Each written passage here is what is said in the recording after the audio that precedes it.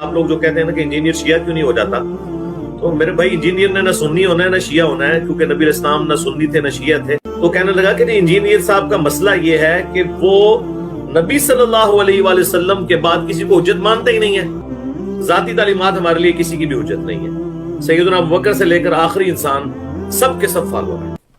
مرزا جیلمی یہ کہتا جی کہ بس اپنے نام کے ساتھ صرف مسلم کا ٹائٹل آپ لگا سکتے ہیں، مسلم کے ٹائٹل کے بعد کوئی ٹائٹل ہمیں لگانے کی ضرورت نہیں ہے۔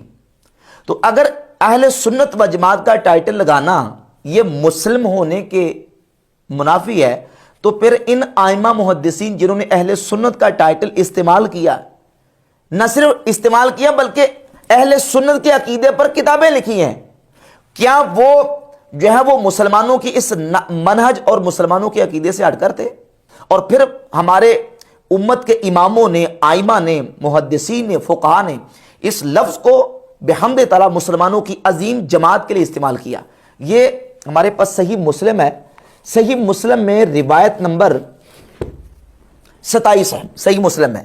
امام مسلم رحمۃ اللہ تعالی علیہ نقل کرتے ہیں کہ امام محمد بن سیرین رحمۃ اللہ تعالی علیہ، جو کہ بہت بڑے تابعی ہیں، سیدنا انس بن مالک اور حضرت ابو ہریرہ کے شاگرد ہیں، وہ کہتے ہیں لم یکونوا یسألون عن الاسناد، شروع میں راوی روایت بیان کرتا تو اس کی سند کے بارے میں سوال نہیں ہوتا تھا، اس کی سند کیسی ہے۔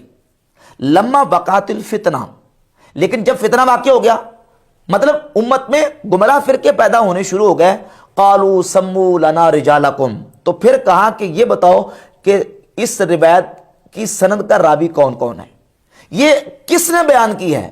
اب دیکھیں اگلے الفاظ یہ ہیں کہ فَيُنْظَرُ إِلَىٰ أَهْلِ السُّنَّةِ فَيُؤْخَذُ حَدِيثُهُمْ، دیکھا جاتا کہ وہ اہل سنت ہے تو اس کی حدیث کو لے لیا جاتا۔ يُنْظَرُ إِلَىٰ أَهْلِ السُّنَّةِ فَيُؤْخَذُ حَدِيثُهُمْ، یہ نہیں کہا يُنْظَرُ إِلَىٰ أَهْلِ الْكَلِمَةِ فَيُؤْخَذُ حَدِيثُهُمْ کہ یہ دیکھا جاتا کہ وہ کلمہ پڑھتا ہے تو حدیث کو لے لیتے۔ يُنْظَرُ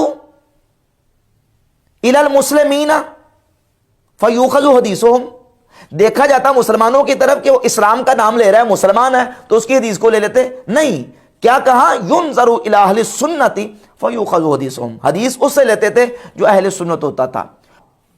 اور پھر یہاں یہ بھی سمجھ لیں کہ مرزا جیلمی کہتا ہے کہ میں تو نبی کریم علیہ السلام کو حجت مانتا ہوں، اور میرے نزدیک وہ ذات حجت ہے جن کی قبر مدینے میں ہے، یعنی رسول اللہ صلی اللہ علیہ وسلم کی ذات اقدس، اور ان کے بعد باقی ساری امت ابو بکر صدیق سے لے کر آخری امتی تک وہ سارے نبی علیہ السلام کے فالوور ہیں۔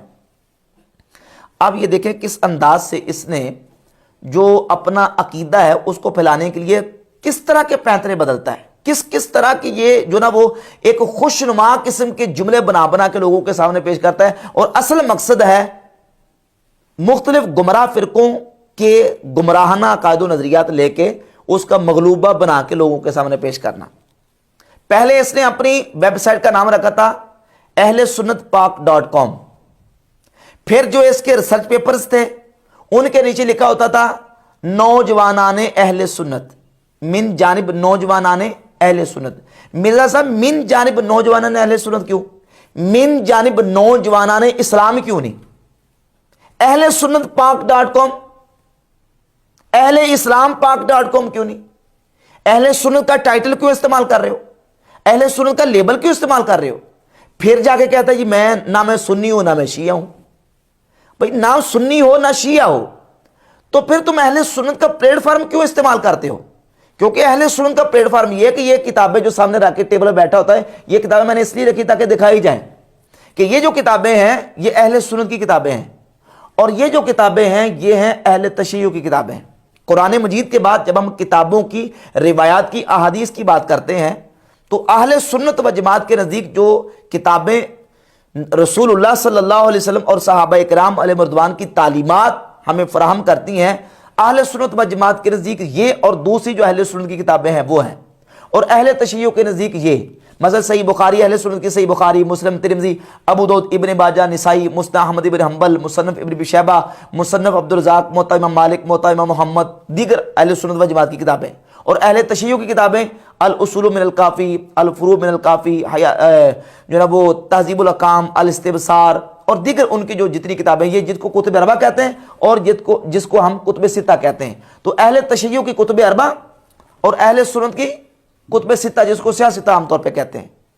اب ٹائٹل جو پلیٹ فارم ہے وہ مرزا جلمی جو ہے وہ اہل سنت کا استعمال کر رہا ہے. کہتا ہے کہ میں نبی علیہ الصلوۃ والسلام کے علاوہ باقی کسی کو حجت نہیں مانتا. اب یہاں بھی سوال پیدا ہوتا ہے کہ نبی علیہ الصلوۃ والسلام کی ذات اقدس کو حجت ماننے کا مطلب کیا ہے؟ اگر اس کا یہ مطلب ہے کہ نبی علیہ الصلوۃ والسلام کی ذات کو حجت ماننا ہے، جو حضور نے فرما دیا، جو حضور نے کیا، نبی علیہ السلام کا قول، فعل، عمل، تقریر، یہ حجت ہے، تو یقیناً یہی مطلب ہے کہ نبی پاک علیہ الصلوۃ والسلام کا قول، فعل، تقریر یہ امت کے لیے کیا ہے؟ حجت ہے.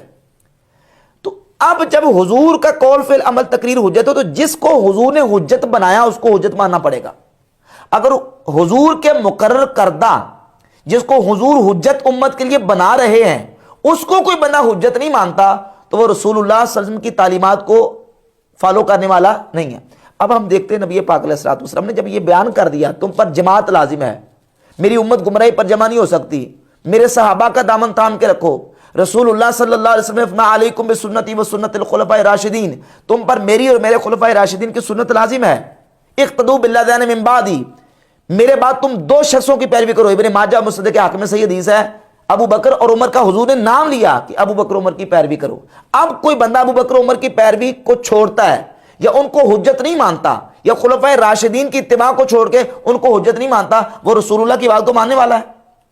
تو نبی کریم علیہ الصلوۃ والسلام کی ذات اقدس کو حجت ماننے کا مطلب یہ ہے کہ حضور جن جن کو منوائیں ان کو ماننا پڑے گا، ان کو حجت تسلیم کرنا پڑے گا. اور اگر حضور کے بیان کے بعد بھی کوئی رسول اللہ صلی اللہ علیہ وسلم کے مقرر کردہ لوگوں کو حجت نہیں مانتا تو وہ رسول اللہ کی بات کو صحیح معنوں میں ماننے والا نہیں ہے.